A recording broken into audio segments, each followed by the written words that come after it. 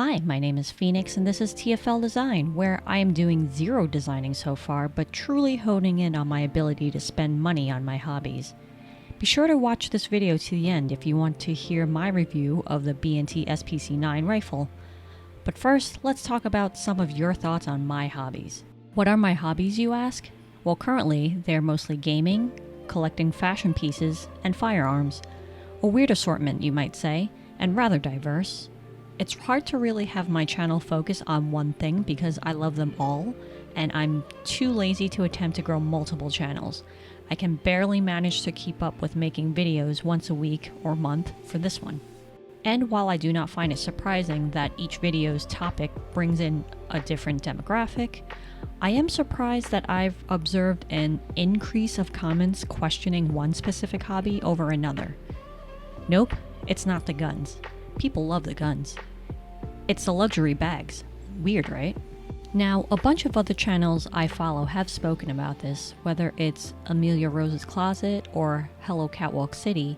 I'll have the links to them below, who even pinned my comment as a response to her video on this topic. There have been plenty of women that talk about how their spending is perceived and how they are put down or judged for buying luxury bags. Why does this only happen to quote-unquote feminine collecting hobbies? Now, I'm not saying guys don't get judged for their spending habits. I'm sure all the smooth-brained gamblers on Wall Street bets are proud of their diamond hands, but the rest of us looking in do be judging. What I'm saying is I've noticed the things primarily deemed feminine usually have a more dismissive reaction. For example, in my response to Hello Catwalk City's video I wrote, a lot of women or seemingly feminine hobbies are judged as being frivolous more so than male hobbies/collections because society deems stuff like handbags are a waste because they lack utility. In their minds, a bag is a bag and you only need one of those to function. Fashion in general is seen silly because most people won't admit they're affected by it, yet they each have preference towards colors and different collar shapes on t-shirts. I'll use myself as an example. For the longest time, my social media depicted me with a growing collection of firearms. To guys, I was this cool chick and, quote, not like the other girls type. To girls, I was out of the ordinary and mysterious.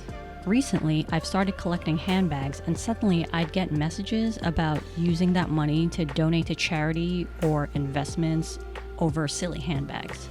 As if I don't already? I'd never gotten those types of advice when it was post after post featuring firearms. Sure, you can say a bunch of guns have more quote-unquote utility than 15 different color purses, but people tend to be more vocal about it when it's a feminine hobby. You can imagine the firearms community is a male space. Not sure if normal people didn't realize how much firearms cost or if it was just their internal bias towards girly things. But it was definitely night and day in terms of reaction. Basically, fashion has a bad rep, lol. After penning my comment, Hello Catwalk City replied and added, "The other crazy assumption is that people who buy handbags or fashion don't use their money wisely or don't donate to charity. Why are those seen as mutually exclusive? I wonder that as well." I later added a comment about collecting movie and video game figures and never received any questions on my financial responsibilities then either. None of you cared to imagine how much dozens of 3-foot statues of Tifa would cost, huh? What about my armory? I get most normies don't know how much guns cost. When I post within the gun community, I'll get the expected, "my wallet is crying," and $$ comments because they know how much was spent. And perhaps if I hung around other degenerate nerds that know how much an anatomically correct 3-foot silicone statue cost, they'd know how depraved and dedicated I am into turning my home into the perfect nerd den. Everyone outside those communities would either be scared or ask if I was a 40-year-old nerd in my mom's basement. But no one would question my spending decision. And the statues are even more useless than bags. My statues stay home and can only be viewed by the occupants of my home. At least I can take a purse out to go grocery shopping. But it's okay to hate on girly stuff because women? Stuff women like is bad. Silly us for liking these frivolous, silly objects. I'd say any hobby I throw my money at are just as useless. I live in Canada. The guns here are not a right, they're a privilege. The government can and have banned certain guns. They could ban them all. During my 10 plus years of collecting here, a bunch of the guns I own have been deemed too evil by the government and banned, meaning I spent my money on them. I have them, but I can't use them anymore. And in the case of handguns recently, I can't resell them. They can't be passed down, they can't be sent to America, nothing.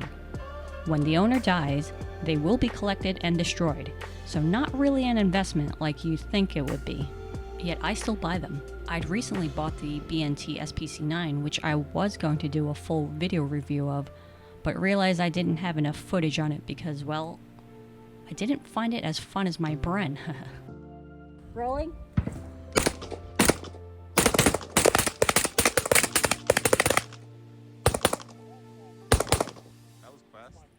I need to buy a new trigger for the SPC9 because at 6 pounds, I can't rapid fire it like I can for my 2-pound Bren trigger.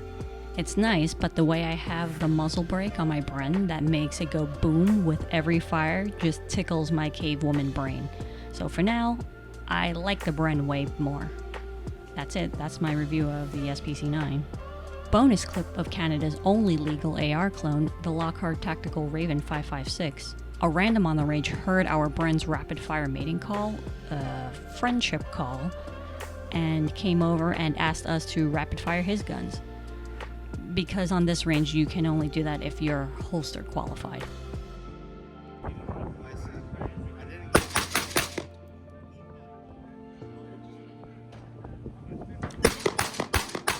And here's his 308 being rapid fired. This is the Tavor 7.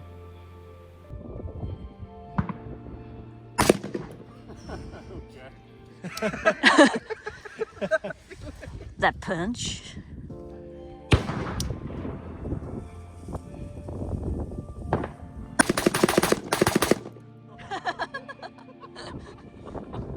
But where was I? Oh yes, so it wasn't all of you that had a problem with my latest luxury hobby. As a matter of fact, many of you were supportive and I had received a ton of messages showing love for my fashion choices.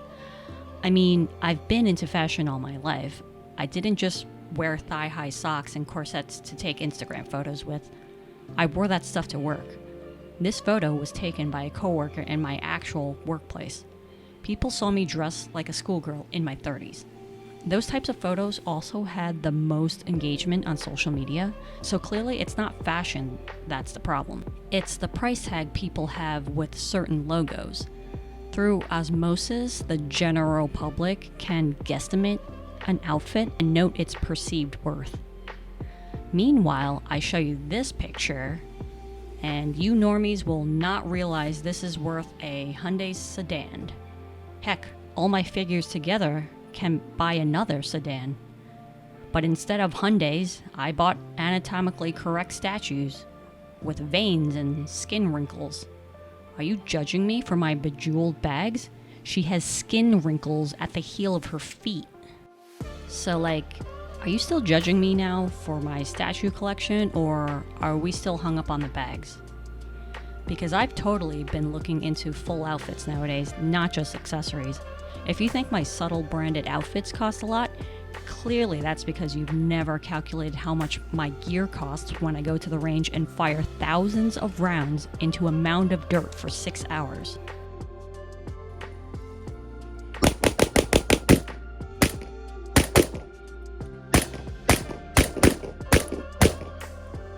You hear that?